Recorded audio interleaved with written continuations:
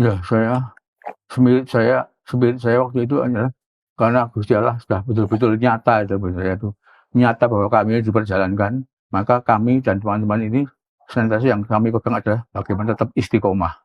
Bahkan ketika saya SMP, teman-teman saya di SMP itu nyebut saya itu Gali THR. Waktu itu seingat saya itu, saat itu dia sangat aktif di Komite Reformasi. Saat itu lebih aktif di Jakarta, sementara kegiatan di Jogja itu jarang di sana ya. Ya di situ saat itu lebih berkomunikasi dengan orang-orang terkenal seperti Pak Malik Fajar dan sebagainya. Kami ini ada gini Mas, ada grup semacam Kiai Kanjeng itu yang terutama di Jawa Timur itu banyak sekali Mas.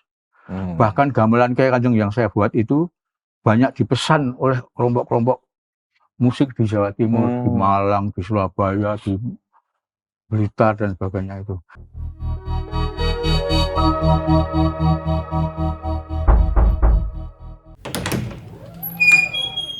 Pengalaman kami juga macam-macam. Kami pernah melihat seorang bupati yang kemudian dibandem sandal oleh para tanggung itu. Di mana tuh Pak? Di Jawa Barat ya, belum macam. Kami pernah mendamaikan perang Sampit. Kayak Kanjeng mendamaikan. Bayangkan itu pentas di tengah-tengah masyarakat yang sedang berperang. Ya. Anda tahu sendiri itu beritanya itu ya. Iya. Sampai orang digorok lehernya. Nah, kami pentas di situ. Dan pengunjungnya adalah masyarakat Dayak dan masyarakat Madura. Dan kami dan waktu itu bagaimana saya sangat mengagumi Cak Nun bagaimana cara Cak Nun mendamaikan mereka sebenarnya.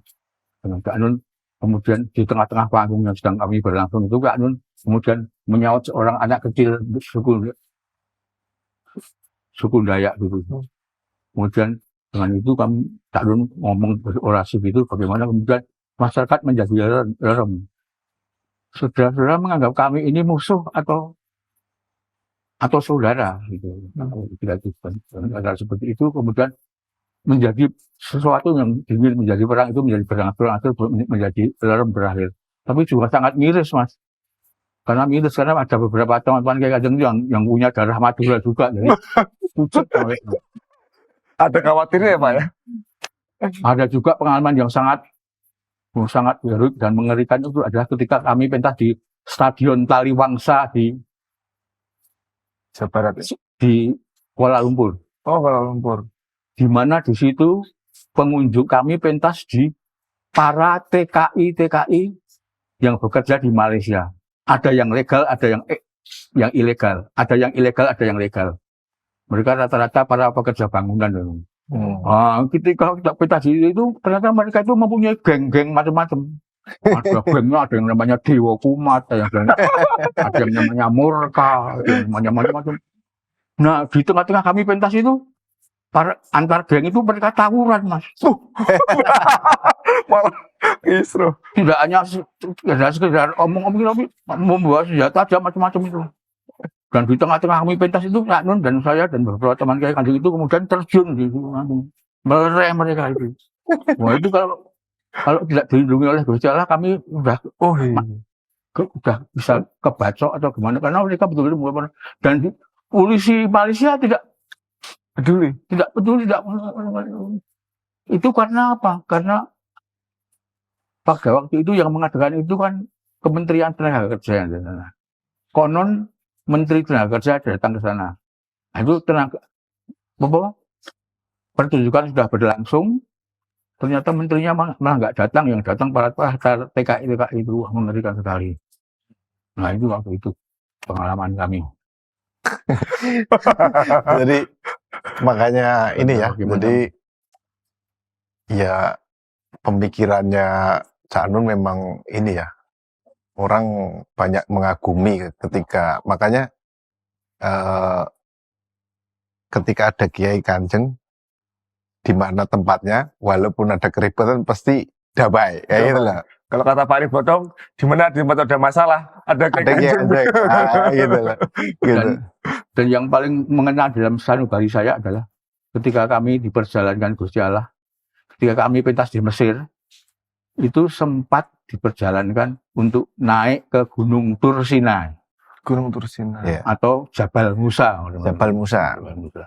Nah, itu waktu itu yang Komjen Kementerian Indonesia yang ada di sana, Pak Nur Somad Kamba waktu itu belum pernah naik ke Gunung Tursinai itu.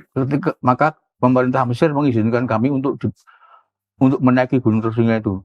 Sebuah gunung yang sangat tandus, yang tinggi, sebesar Gunung Merapi itu, tanpa ada pohon, Mas. Waktu itu saya masih muda, masih kuat waktu itu. Tahun berapa itu Pak Nevi? Wah, itu sekitar tahun berapa ya?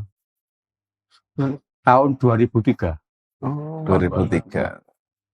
Jadi itu melewati hampir di perbatasan Israel. Jadi di bawahnya itu ada gereja San Catherine. Kemudian naik gunung, di puncak gunung itu ada masjid dan ada gereja. Tapi gereja dan masjidnya jangan dibayangkan masjid yang megah seperti itu, hanya tumpukan batu itu. Disitulah tempat ziarah para orang-orang Nasrani, Muslim dan Yahudi di situ.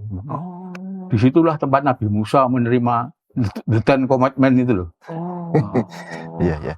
Ketika Nabi Musa meminta kepada Allah, ya Allah, supaya jenengan memperlihatkan wujudnya. Maka kalau itu lihatlah gunung itu. Kemudian juluan gunung meledak, kemudian Nabi Musa semaput atau pingsan. Maka di puncak Gunung Tursinai itu ada seperti tempat batu-batu yang meleleh seperti lilin itu. Itu dulu konon bisa seperti itu, konon di tempat Nabi Musa ketika Allah itu di bawah panas sekali, di atas dingin sekali, Mas. Ya, gitu. Itu pengalaman Kanjeng. Dan masih banyak sekali, ribuan. Pentas juga ada pengalaman pentas di tengah hutan, Mas, di daerah Blora. Di daerah Blora itu pengunjungnya adalah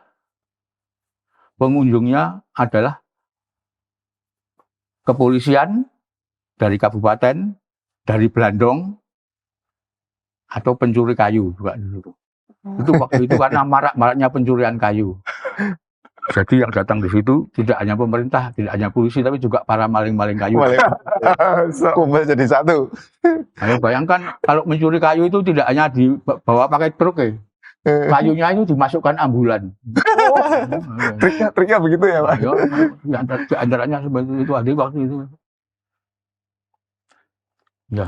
Pak Nevi, perjalanan Kiai Kanjeng itu kan juga, meskipun saya baru juga, dalam arti saya melihat jadwal di beberapa tahun yang lalu itu hampir di setiap bulan itu, di setiap hari itu pindah-pindah kota. Iya. Nah, sebenarnya apa yang melandasi spirit Mbah Nun dan juga kawan-kawan Kiai Kanjeng termasuk Pak Nevi, ibaratnya bahan bakar semangat dan itunya apa Pak? Yang mungkin bisa dibagi ke musisi-musisi muda atau saya sendiri yang lagi belajar gitu Pak? Ya, spirit saya waktu itu adalah karena Gusti Allah sudah betul-betul nyata nyata bahwa kami diperjalankan, maka kami dan teman-teman ini senantiasa yang kami pegang adalah bagaimana tetap istiqomah. Jadi istiqomah itu yang menjadi senjata saya. Itu yang kemudian sangat-sangat saya syukuri ya. Itu tidak mustahil itu kalau sebenarnya kok bisa terjadi seperti itu. Bayangkan saya itu nyambi mengajar sebagai pegawai negeri, nyambi menemani Cak Nun, dan hampir beberapa kali itu pentas di luar negeri, di luar kota dan sebagainya itu. Sampai saya itu hafal, Mas, dengan para supir-supir bis, kena bis itu. Karena waktu itu saya kan satu-satunya orang yang menjadi pegawai negeri. Jadi pentas di mana-mana itu saya senantiasa kalau berangkat itu selalu nyusul, Mas. Jadi nyusul teman-teman pakai bis sendiri, bareng-bareng. Saya senantiasa harus nyusul. Jadi saya itu langganan sampai sana, Jawa Timur, yang Bungurasi, di Jakarta juga di mana pentas di mana, Gambir di mana. Bahkan tidak hanya dengan kereta, tapi juga dengan pesawat pun saya nyusul, Mas. Yang paling Yang paling saya heran sampai sekarang itu, saya pernah nyusul yang paling saya itu ketika Kiai Kanjeng pentas di Makassar pun saya susul, Mas. Kok di Makassar, di mana, di Mamuju. Mamuju. Sulawesi ya. Bayangkan itu sudah naik pesawat sampai Makassar, jalan darat sampai Mamuju itu, bayangkan itu. Saya nyusul, karena demi supaya saya tetap bisa pulang. Dan alhamdulillah sampai pensiun aman. Tidak ada masalah apa-apa. Saya tidak pernah diprotes oleh kepala sekolah. Teman-teman guru juga mengerti bahwa itu.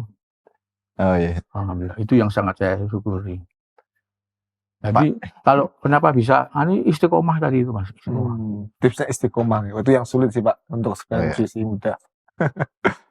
Ya itulah, harus belajar istiqomah Ron ini.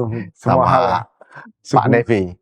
Pak Nevi, sebenarnya Pak Nevi itu ada nggak sih Pak dari keluarga Pak Nevi yang memang kecimpung di dunia seni atau bahkan seniman? Mungkin nggak ada dari dunia seni atau mungkin dari dunia pendidik atau apa gitu. Kalau bapak saya tidak ya. Ya, kalau ibu saya itu juga cuma penggerak Aisyah saja. Penggerak Aisyah saja. Dan dulu waktu masih muda ibu saya itu kan, bapak saya dan ibu saya itu kan ketemu di organisasi Muhammadiyah ya. Bapak saya pemuda Muhammadiyah, ibu saya di Nasihatul Aisyah. Nah ibu saya itu sering memberi lagu-lagu anak-anak itu. Lagu-lagu anak Muhammadiyah. Kalau kakek saya dari bapak itu dulu memang senang bisa sering gambar wayang. Gitu. Tapi dari bapak saya enggak. Malah jiwa seninya malah Pak Nevi ini ya. Jadi gitu. Pak Nevi, apa perjalanan sampai ke Kiai Kanjeng, Pak? Sampai ke Kiai Kanjeng itu kan perjalanan yang cukup lama. Terus kemudian banyak ya suka duka dan segala macam gitu. Menurut Pak Nevi atau apa yang didapatkan secara mungkin spiritual atau apa, kemudian saya melihat nih Ron, Pak Nevi lembah mana gitu loh. Gitu loh. Itu apa yang didapatkan itu, Pak? Sebetulnya waktu muda saya itu ya tahu sendiri ya. Rumah saya itu di bawah Nathan ya. Dekat dengan THR ya. Bahkan ketika saya SMP, teman-teman saya di SMP itu nyebut saya itu gali THR. Jadi segala macam kegiatan di THR dunia hitam itu tahu sendiri. THR itu berbagai macam perjudian ada tuh. Ya ada ya Pak. No loda, no jackpot, ada roulette, ada kim, ada totokoni sendiri segala macam. Really? Ya, itu. Makanya saat itu ketika dia di teater dinasti dan teater Dipo itu, dia sangat menyadari bahwa ini bocah-bocah ini kanca-kanca iki dudu santri kabeh. Dudu santri kabeh iki bangsa gali THR kabeh.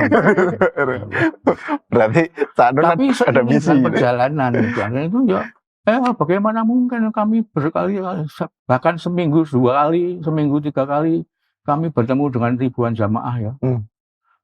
Puluhan ribu jamaah, terutama kalau di Jawa Timur itu Mas, setiap hari itu ratusan jamaah di alun-alun itu. Hampir 80% pentas kami itu kan di lapangan. Iya, outdoor ya. Dan outdoor. Ya bagaimana kami terutama setelah pasca reformasi ini, setelah kemudian mencanangkan gerakan sholawat bermakiyah ini.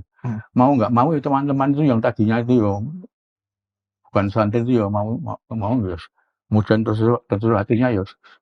Kemudian juga ya artinya berkesenian tidak hanya sekedar untuk mencari popularitas, tapi juga disikapi dengan ibadah juga. Ibadah, ada nilai ibadah lah, ada nilai tidak hanya keduniaan saja. Seperti itulah. Dan itu yang kemudian saya sangat mensyukuri, dan itu merupakan bukti nyata dalam kehidupan saya, bahwa saya tidak hanya sekedar diberi kesempatan tapi diperjalankan. Diperjalankan itu artinya tidak hanya dibiarkan oleh Gusti Allah tapi juga dilindungi, juga dilindungi dan diberi barokah dan sebagainya. Terus sampai sekarang ya Nun Sewu, ketika Cak Nun sekarang belum bisa menemani saya seperti ini, gitu, masih istirahat, masih virus, Kiai Kanjeng masih bisa tampil sebenarnya. 4 hari yang lalu kami di Malang dan sebagainya, dan beberapa nanti tanggal 7 ada juga di Simpul Ma'iyah mengundang kami. Masih dipersilakan untuk tampil di situ. Meskipun juga mungkin hanya dibantu oleh Mas Helmi dan Mas Gus Islamianto dan sebagainya. Kalau saya sendiri kan banyak bukan pada masalah kerohanian, saya pada masalah kreativitas musiknya. Itu pun sekarang setelah saya pensiun ini, untuk masalah dapur, masalah penciptaan kreativitas musik sudah saya serahkan yang lebih mudah, Mas. Saya itu meskipun bukan karya-karya awal semua saya yang buat ya. Dan sampai sekarang masih dipakai juga. Tapi untuk mengkoordinir saya serahkan pada Yoyo ya, Mas Yoyo Prasetyo. Ya, karena tenaganya sudah nggak seperti kemarin. Pak Nevi, untuk nyusul seperti dulu waktu itu sudah nggak mampu saya. Pak sedikit bernostalgia nih, menawi kalau boleh tanya, dulu kan sempat terdengar berita bahwasannya Cak Nun adalah salah satu orang yang ibaratnya meminta istirahat Presiden Soeharto. Setahu jenengan ceritanya seperti apa dulu itu, Pak? Kiai Kanjeng pun perannya seperti apa di waktu itu? Ketika itu tahun 98 ya. Tahun 98 itu, waktu itu seingat saya itu, Cak Nun itu dia sangat aktif di Komite Reformasi. Cak Nun lebih aktif di Jakarta, sementara kegiatan di Jogja jadi jarang di sana ya. Nah di situ Cak Nun lebih berkomunikasi dengan orang-orang terkenal seperti Pak Malik Fajar dan sebagainya. Nah disitulah kemudian saya hanya dipantau dan komunikasi dengan Cak Nun waktu itu hanya menggunakan pager saja. Pager. Dulu belum ada HP. Ya setahu saya memang Cak Nun aktif dan seperti yang sudah banyak diceritakan di YouTube kan seperti itu. Memang seperti itu. Cak Nun itu dia sangat akrab dengan Gus Dur. Saya secara kronologis karena saya nggak mengalami karena waktu di Jogja ya. Jadi Cak Nun waktu itu Cak Nun lah yang menginisiasi, meyakinkan Gus Dur bahwa dia bakal menjadi presiden. Cak Nun lah yang kemudian mengkoordinasi dengan orang-orang seperti Pak Malik Fajar, Pak Ali Yabi dan sebagainya untuk kemudian bertandang ke tempat Pak Harto. Yang kemudian itu seperti yang ada di itu. Karena saya tidak melihat sendiri waktu itu saya di Jogja dan di Jakarta. Ya seperti itu. Memang betul apa adanya. Cak Nun yang menjadi inisiator, menginisiasi bagaimana Pak Harto mau lengser seperti itu. Yang kemudian akhirnya lengser dulu. Dan waktu itu kan kalau secara kronologis saya nggak bisa menerangkan jelas karena saya nggak mengalami ya. Ya pokoknya seperti apa yang ada di YouTube itulah. Bahwa itu saya bersaksi benar adanya karena ketika Cak Nun pulang dari Jakarta itu kemudian kronologi ceritanya itu dijlentrehke semua di jamaah Gambang Syafaat, ya masih ingat itu, di halaman Masjid Baitur Rahman waktu itu. Bagaimana Cak Nun bertemu dengan Pak Harto, bagaimana Cak Nun menginisiasi Pak Harto supaya membuat acara Ikrar Husnul Khotimah waktu itu yang kemudian itu diceritakan. Itu saya tahu sendiri, betul melihat dengan mata kembali. Cak Nun pulang dari Jakarta langsung di Gambang Syafaat di Masjid Baitur Rahman. Saya lihat ini. Iya, menarik lah sebenarnya perjalanan ini ya, dari Kiai Kanjeng gitu sampai hari ini masih berjalan ya Pak Nevi. Walaupun inilah Mbah Nun lagi istirahat. Iya. Tapi ada nggak Pak Nevi itu sebuah kerinduan ya gitu loh. Iya, saya kalau masalah kerinduan jelas sangat ada ya. Setiap subuhan saya selalu mendoakan kesehatan Cak Nun kembali. Amin. Itu setiap tuh. Dan kami pun sebulan sekali, kadang 2 minggu sekali itu juga ketemu dengan Cak Nun di rumahnya. Kami bahkan berdoa semua, mendoakan Cak Nun tidak di rumahnya juga. Tawasulan di sana dengan teman-teman. Dan masih berharap mudah-mudahan Cak Nun masih bisa membersamai kami kembali. Amin. Apalagi para jamaah-jamaah di Jawa Timur, saya tahu bagaimana kerinduan mereka kepada Cak Nun. Ya, kenapa? Saya itu dengan Cak Nun itu pernah mudoroso. Piye ya iku busanane piye iki awak dhewe iki engko kabare. Yes. Manut Gusti Allah wae Cak. Oke.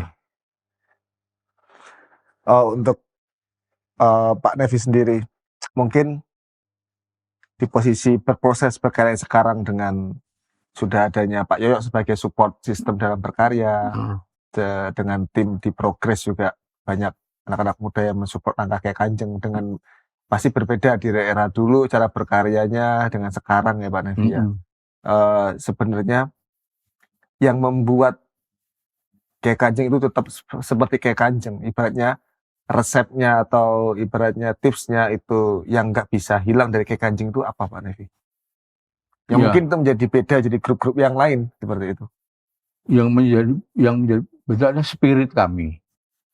Spirit kami tidak hanya sekedar untuk tampil sebagai musik penghibur, tapi kami menjadi sarana untuk komunikasi. Penghibur juga jelas ya, ada kesenian, ada keindahan di situ. Tapi juga sarana untuk bagaimana kami khusyuk berdoa, selawatan. Maka kami setiap minggu itu kami selalu mengadakan internal itu yang namanya tawasulan.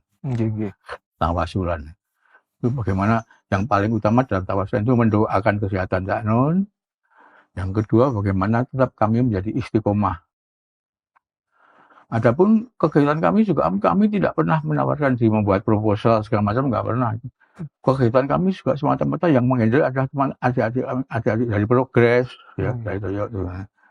Saya juga menggono bahwa kesenian zaman sekarang sangat berbeda dengan kesenian pada awal-awal Kiai Kanjeng dulu.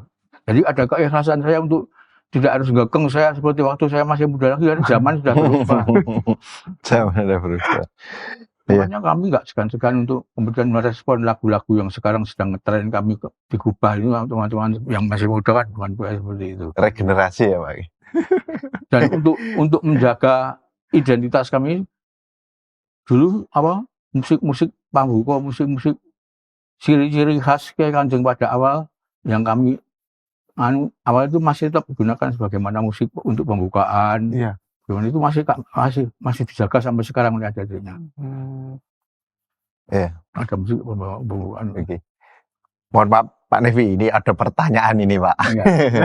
Pak Nevi ini, jika suatu hari nama panjenengan tidak lagi disebut, tapi bunyi gamelan yang jujur masih hidup, apakah itu sudah cukup sebagai warisan Pak? Iya. Itu warisan yang saya sangat berterima kasih sebenarnya.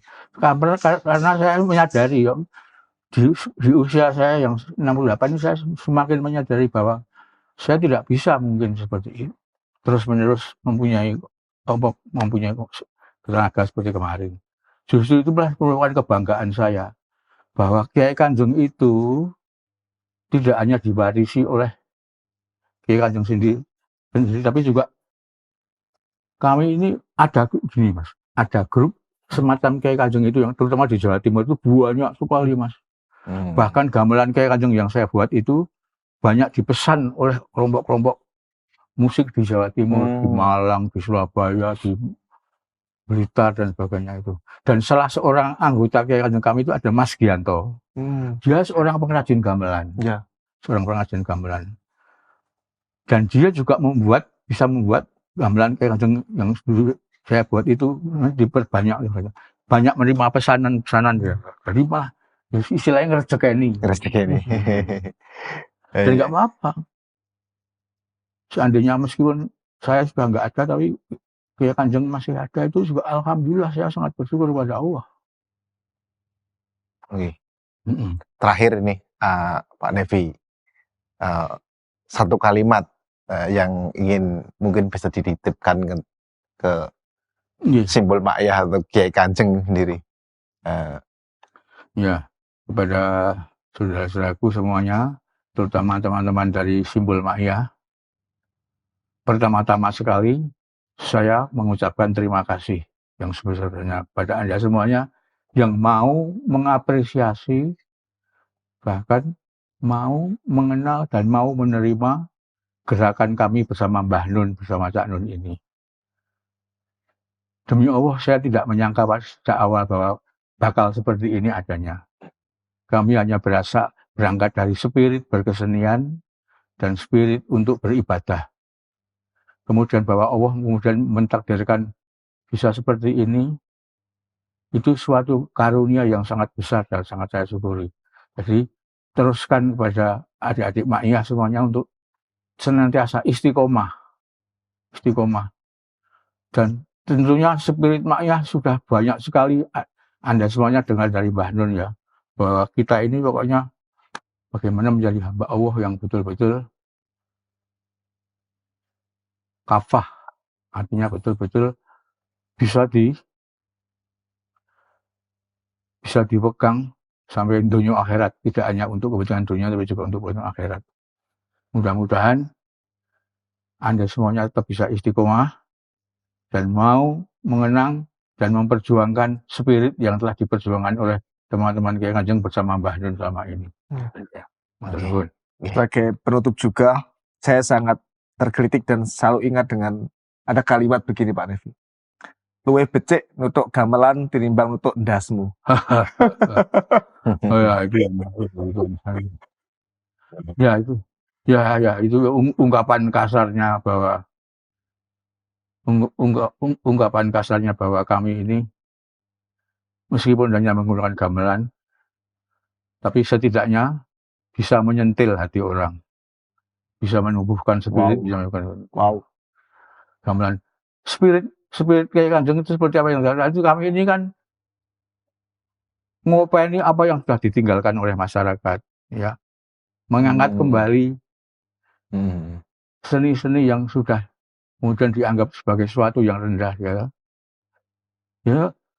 ya alhamdulillah kami dengan kami membuat gerakan sholawat, dengan membuat gerakan rekaman-rekaman dulu waktu itu masih ngekaset ya, dengan tembang tombok hati itu bisa menumbuhkan spirit dari kelompok-kelompok orang-orang, tidak hanya orang tua, orang muda juga mau untuk kemudian membuat musik-musik sholawatan dan sebagainya. Ngopeni barang yang sudah ditinggalkan orang. Itu aja. Okay. Wah, ternyata nggak kerasa ya kita, kalau saya pribadi ini deep talk ini dari dia.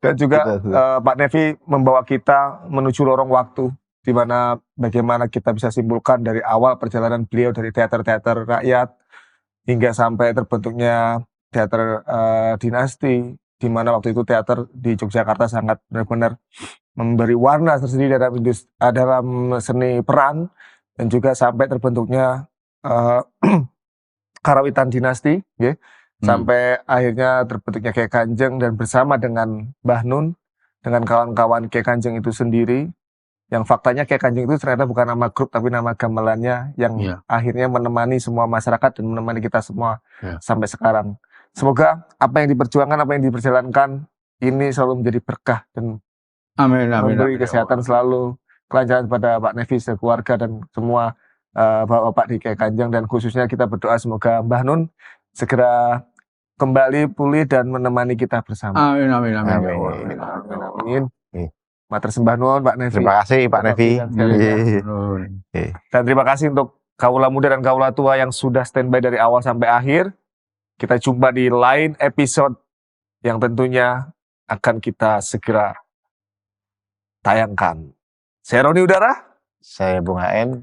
Terima kasih. Tetap di Temu Tamu Podcast. Assalamualaikum warahmatullahi Assalamualaikum. wabarakatuh.